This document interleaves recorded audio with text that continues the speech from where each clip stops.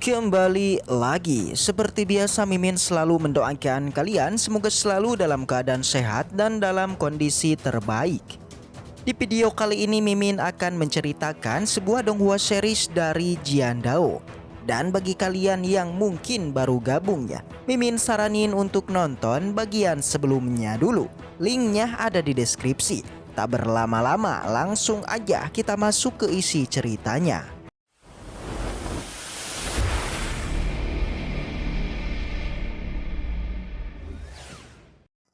Cerita kembali dilanjutkan dengan kini masih berlatar di gerbang Gunung Suetu. Di sana kita masih diperlihatkan pertarungan antara Suyi dengan monster kera. Seperti diketahui pertarungan Suyi ini dimaksudkan untuk melatih energi daonya yang ada di tubuhnya. Dia berkeinginan meningkatkan energi dao untuk menjadi kuat dan untuk melakukan terobosan. Pertarungan antara keduanya terbilang cukup sengit. Bahkan sang monster pun yang tidak mau kalah mengeluarkan semua kemampuannya meledakkan energinya. Namun kekuatan Suyi terlalu kuat yang membuat sang monster pun terpental terkena serangan telak dari lore kita. Meski begitu si monster tidak menyerah. Ia kembali meledakkan kekuatannya memadatkannya menjadi sebuah bola energi langsung dia arahkan pada Suyi. Tapi jelas lore kita tidak tinggal diam. Di sana Suyi menahan serangan itu dengan teknik bertahannya yang terjadi sebuah ledakan ketika dua energi mereka terbentur. Melihat ini Ningxi dan Tuan Shen menjadi bergeming karena terkena aura dari pertempuran itu. Seketika tak perlu waktu lama bagi lore kita untuk menghilangkan bola energi dari sang monster. Hanya dalam sekejap aja energi itu pun menghilang. Dari arah belakang, Ningxi benar-benar dibuat kaget dengan kekuatan Suyi yang kini memanfaatkan kekuatan monster kera untuk menempa tubuhnya sendiri. Pada saat ini sang monster menjadi murka. Dia mengganti warna pada energinya dari merah menjadi warna ungu dan langsung menerjang.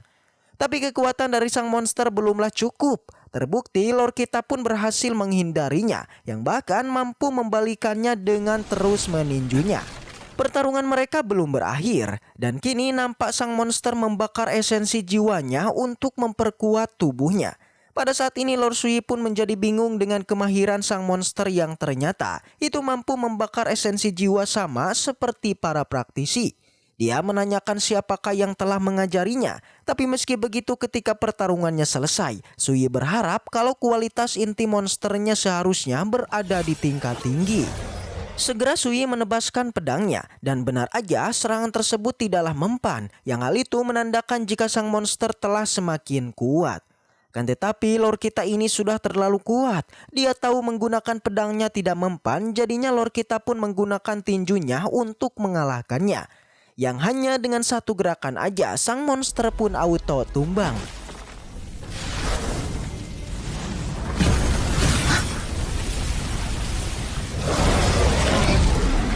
竟然燃烧自己的雕人。Ternyata selain meninjunya lore kita juga langsung mengambil inti monsternya yang memiliki kualitas bagus. Bahkan inti ini setara dengan obat spiritual di tingkat 4. Setelah mengalahkan monster kera, Sui menyuruh Ningxi dan Tuan Shen untuk mengambil mayat tersebut dan menyisakan gigi taringnya aja. Keduanya pun mengiyakannya dan lore kita pun duduk bersila untuk menyerap inti monster tersebut. Di sana Tuan Shen mengatakan pada Ningxi untuk tidak membantunya karena dialah sendiri yang akan memotong tubuh dari hewan ini. Ningxi pun mengiyakannya dan dia tidak menyangka jika perjalanannya kali ini benar-benar sangat menguntungkan. Karena selain mendapatkan tubuh monster burung, kali ini mereka mendapatkan tubuh monster kera yang memiliki struktur tubuh yang sangat besar. Seperti cakar, tulang, dan daging yang bisa dikatakan kalau semuanya merupakan harta karun. Dari sinilah Tuan Shen sempat malu pada lore kita karena setiap buruannya selalu dibagi rata dengan mereka. Di mana dulu seperti 5 monster roh tingkat 8 dan 3 monster roh tingkat 9.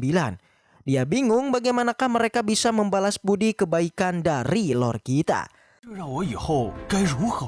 Mendengar itu Ningxi pun tersenyum tipis. Dia tidak menyangka seorang Tuan Shen benar-benar merasa berhutang budi karena sebelumnya Tuan Shen tidak pernah mengatakan ini. Jadi menurut Ningxi jika memang seperti itu, mungkin ini merupakan kesempatan bagi Tuan Shen untuk memulai jalur Yuan Dao-nya. Artinya dia diharuskan belajar pada Sui untuk menerobos ke ranah Yuan Dao. Di saat yang sama penyerapan lore kita sudah selesai. Begitupun dengan Tuan Shen juga sudah selesai memotong semua bagian monster kera. Dia langsunglah memberikan giginya pada Sui dan langsung aja mereka pun kembali melanjutkan perjalanannya.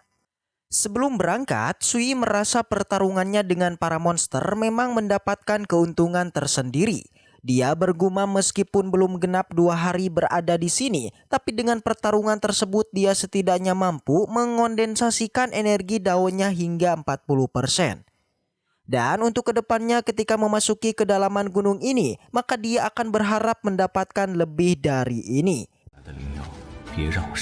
Perjalanan pun dimulai dan waktu demi waktu terus berlalu. Di perjalanan Sui pun kembali bergumam bahwa monster yang pernah ia lawan sebelumnya merupakan hanya monster lemah, di mana dia percaya di dalam gunung ini pasti terdapat monster kuat yang belum muncul. Di saat itu tiba-tiba sebuah energi pun meledak tepat di depannya dan segera Sui dan yang lainnya pun mengeluarkan energi pertahanannya. Dari ledakan energi tersebut, lore kita memahami bahwa ini berasal dari formasi terlarang dan Gunung Suetulah yang menjadi pusatnya. Dia mengatakan jika formasi tersebut memiliki penjaga jiwa yang dapat mengusir roh jahat dan kekuatan magis lainnya. Dia merasa formasi ini sangat menarik dan tak menyangka jika di kehidupan ini terdapat seseorang yang mampu membuat formasi sebesar ini. Sebelum melangkah maju, Sui menanyakan terlebih dulu pada Ningxi dan Tuan Shen apakah keduanya masih bisa bertahan dari tekanan ini. Dikarenakan keduanya pun mengangguk, maka Sui pun melanjutkan perjalanannya karena dia akan menonton sebuah pertunjukan yang sangat seru. Ternyata tepat di depan mereka selain kemunculan energi tadi, juga terdapat beberapa praktisi yang sudah hadir di depan mereka. Terlihat di sana ada 2 praktisi yang dikepung oleh sekumpulan roh. Keduanya pun berusaha sekuat tenaga menebaskan pedang mereka untuk mengusir semua roh ini. Akan tetapi semua roh tidak mempan ditebas oleh pedang, di mana setiap kali mereka terkena tebasan, maka otomatis tubuh mereka menjadi sebuah racun. Melihat ini Ningxi menyadari kalau semua roh ini merupakan sebuah teknik jahat dari Sekte Yinsa, di mana cara pengaktifannya sangatlah kejam. Ningxi tahu setiap langkahnya. Yang pertama menggunakan serangga beracun untuk memberi makan monster roh yang kuat. Kemudian menggunakan teknik rahasia untuk memurnikan jiwanya sampai terbentuklah sesosok roh tersebut. Selain dari Ningxi, Tuan Shen juga pernah mendengar mengenai Sekte Yinsa yang pernah mengendalikan sejumlah monster roh pada ratusan tahun yang lalu. Jadi hal itulah alasan Sekte Yinsa merupakan kekuatan jahat nomor 1. Dikatakan semua roh ini tidak hanya memiliki kekuatan tempur yang sangat kuat, tapi setelah terkena serangan, semua roh akan mengeluarkan sebuah gas yang sangat mematikan. Jadi dari peristiwa yang mereka lihat, Ningxi menganggap kedua praktisi ini tidak akan bertahan lama. Tuan Shen nampak mengetahui asal-usul dari kedua praktisi ini yang berasal dari Akademi Jiang yang adalah Jiang Tanyun dan Lu Changpeng.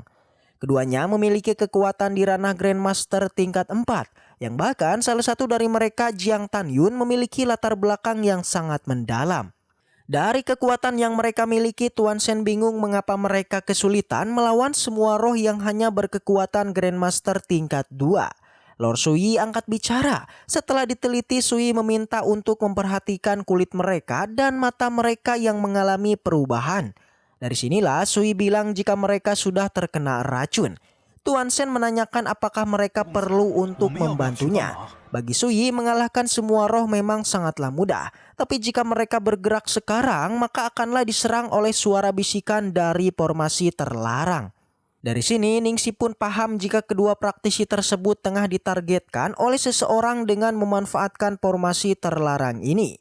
Dan artinya sosok penjahat di balik rencana penyerangan 2 tetua ini sebenarnya tidak muncul yang kini bersembunyi di suatu tempat.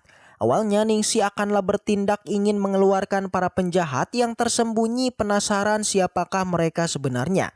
Akan tetapi tindakan itu dihentikan Sui. Mereka tidak boleh terburu-buru dan tunggu sebentar lagi. Dan setelah itu cerita pun bersambung. Baiklah, mungkin segitu aja untuk pembahasan kali ini. Semoga kita selalu diberikan kesehatan untuk mengawal Donghua ini. Dan sampai jumpa di video selanjutnya.